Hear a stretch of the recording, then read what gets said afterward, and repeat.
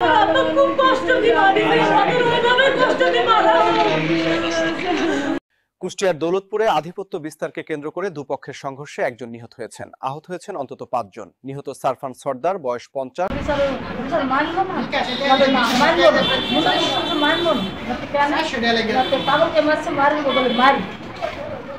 স্বামী বলছেন পালকে সামান্য মারান নাকি মারির বদলে মার নিবা সরকার দৃষ্টিকে মারি দাঁড়াবান কোন জায়গায় এই জামাত পাগলের এই মুখের অপরাধ।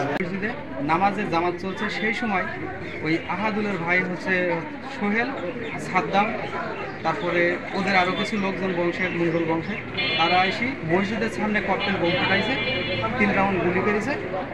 এই যে দৌলতপুরে হত্যাকাণ্ডের ঘটনা ঘটেছে, আবারও এই হত্যাকাণ্ডের ঘটনায় পুলিশের কি অবস্থান এবং কোনো আসামি গ্রেপ্তার আছে কিনা এবং মামলার কি অবস্থা, এই বিষয়ে আপনি একটু বলবেন। জি, আমরা গতকাল রাত্রে সংবাদ পাওয়ার সাথে সাথেই ঘটনাস্থলে যাই এবং 2 পক্ষকে নিবৃত্ত করি এবং ঘটনাস্থল থেকে আমরা কয়েকজনকে আটক করি জিজ্ঞাসাবাদের জন্য। যে একজন যে ডেড বডি আমরা উদ্ধার করেছি বাঁশঝাড় থেকে, তার নাম হলো আরফান, গ্রাম হলো বাগওয়ান। তো আমরা ঘটনা স্থলে এখন স্বাভাবিক আছে, কোনো আইন